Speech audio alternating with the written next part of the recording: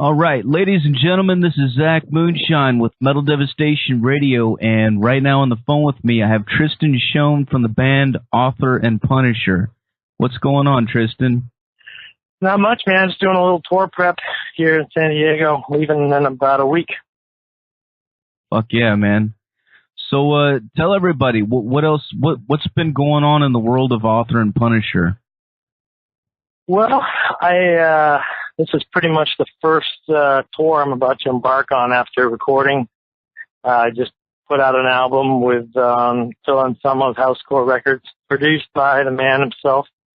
And we are, it's kind of a big step in terms of equipment that I bring along with me live and intensity, and also it requires a lot more of me live. So I've been putting in my hours down at the studio.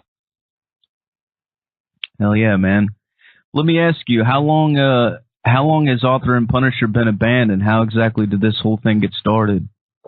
Well, to tell you the truth, this is about my 11th year. I probably only really started touring lightly in 2007 or 8, but it grew out of many years of band frustration and the desire. I was always into God, Flesh, and Thrones, and also a lot of like electronic drum and bass and dub and stuff like that of the late 90s. And I was well aware that one person could do a band, much to a lot of my friends, giving me shit and saying it wouldn't work. And so I went out and decided I was going to do the drum machine or laptop and guitar thing.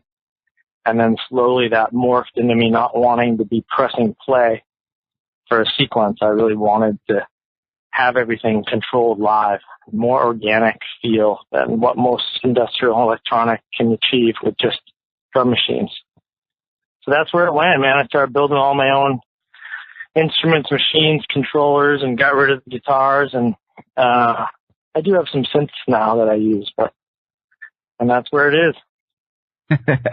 Yeah, dude, I was going to ask you, man, you're building your own instruments pretty much, right? Pretty much, yeah. I mean, the way that they, I don't try to trick anyone with this.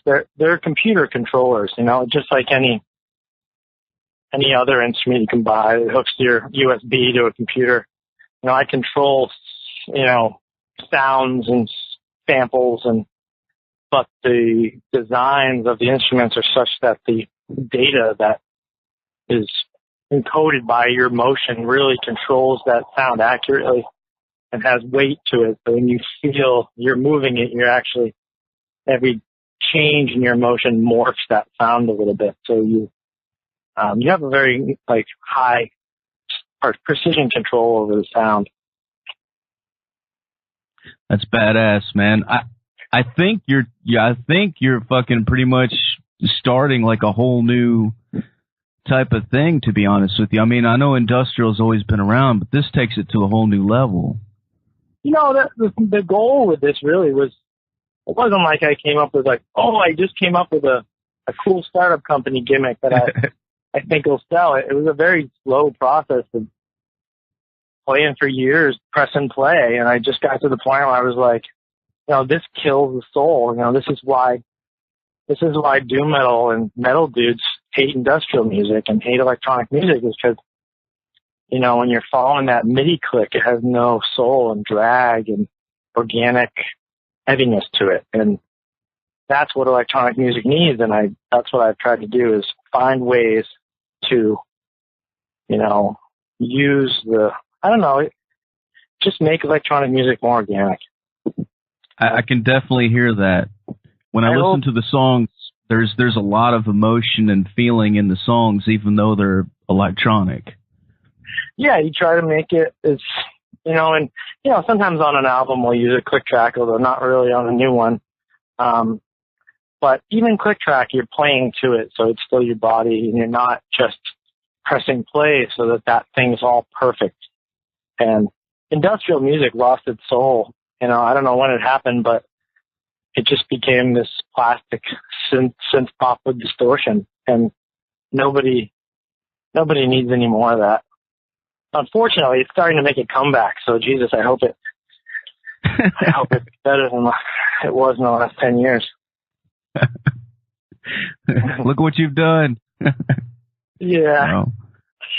Yeah, man, fucking Godflesh was badass, man, back in the day, and Hell yeah. Ministry too. You know, there's a lot of different stuff that I can definitely hear when I listen to Author and Punisher, but it's also very unique. When I first listened to it, guys off all the time. the cover that you guys do of Godflesh is badass too, man. Oh, nice, yeah, and like that song is totally made on my laptop. Like, I can't play that live. That's an example of like, you know.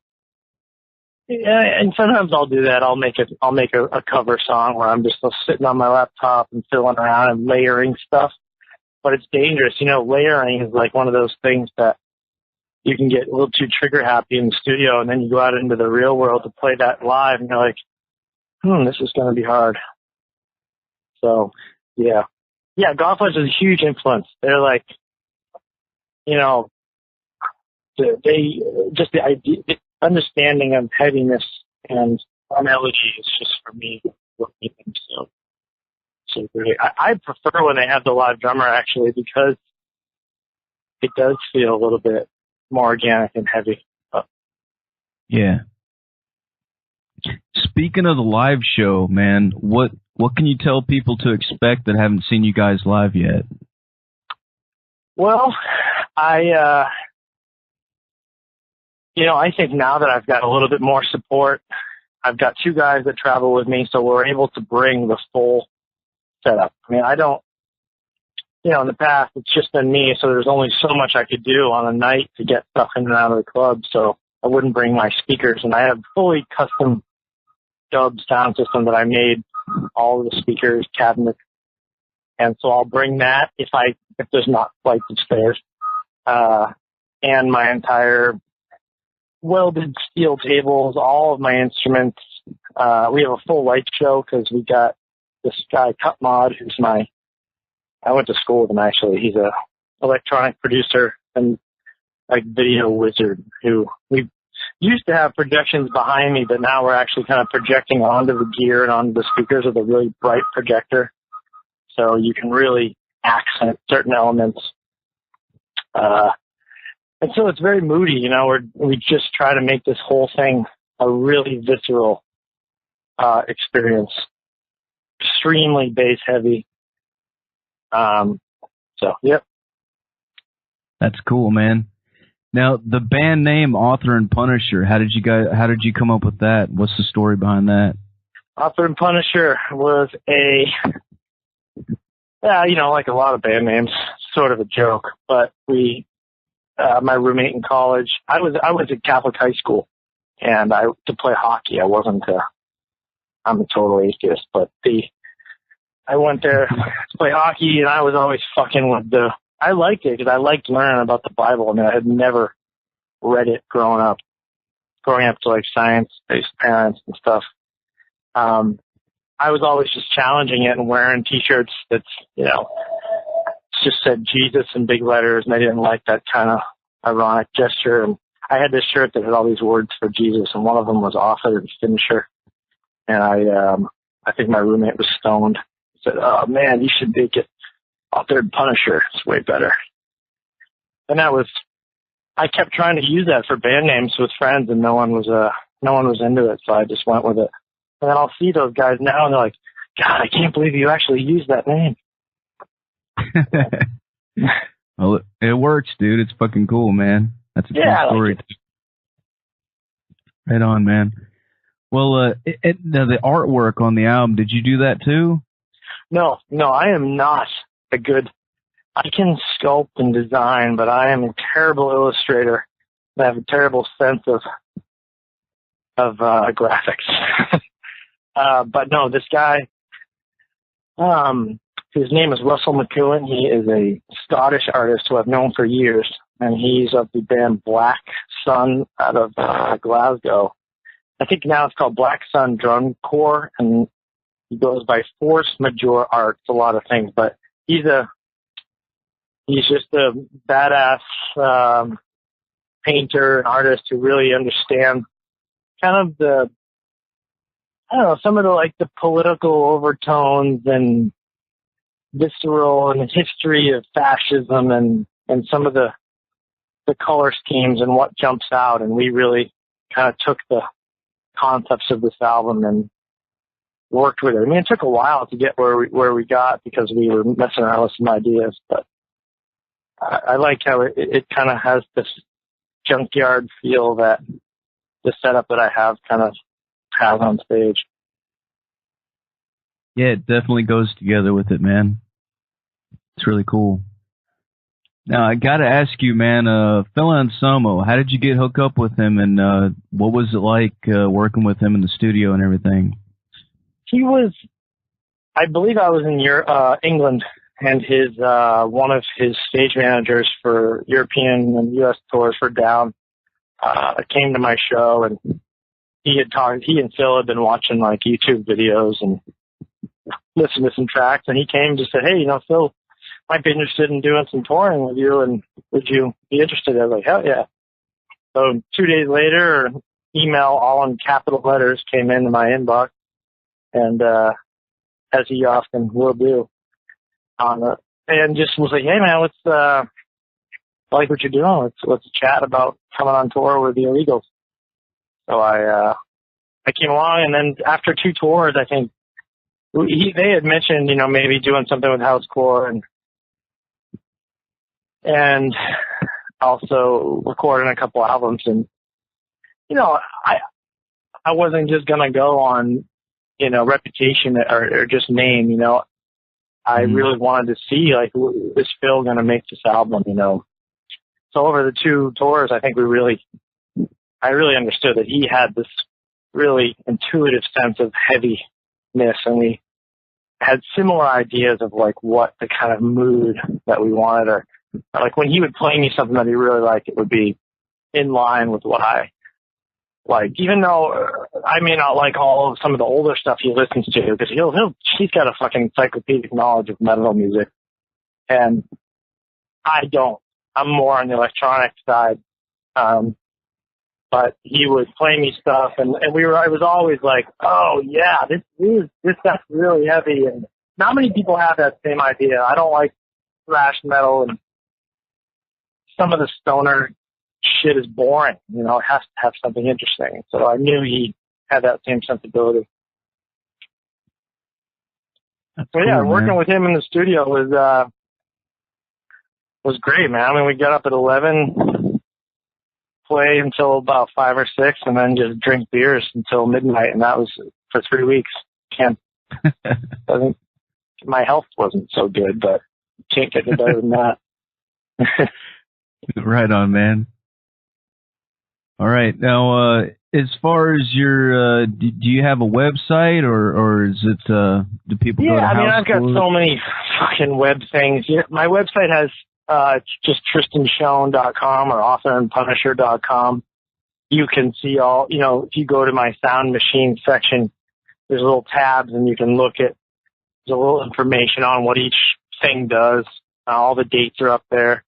Or you can just go to facebook.com/authorandpunisher, or the Bandcamp page where you can buy all the albums, or the Housecore store. It's just, there's too much stuff up there. It's very easy to find. Just pretty much Google search Author and Punisher. And Google search Author and Punisher. I think those 3, the Housecore, my page, and the Facebook, and all come up really fast. And the vinyl for this is really cool. I actually just got my copy, or my copies for tour. And it's, I don't know if people are vinyl geeks out there, but yeah, I was pretty stoked that they were willing to go full force with the double gatefold, 180 gram vinyl, 45 RPMs. I mean, colored vinyl. It's very, I'm not really so used to really going all out like that. And so I was very excited. That's badass, man. It's the bass on it does destroy speakers in my van. And I've already done that on a few albums, so I have a have to, keep up that ability. Hell yeah, dude. It's definitely fucking brutal, man. That's for sure. Awesome. Glad to hear that. Now, you're playing Housecore Horror Fest too this month, right? Or next month, I'm sorry. Yeah, November 15th, I think, is the day I play. Or 16th, 15th. And that's pretty much the end of our tour. I think we finish up in San Diego, starting on the 17th of September in the complex in LA. But that'll be,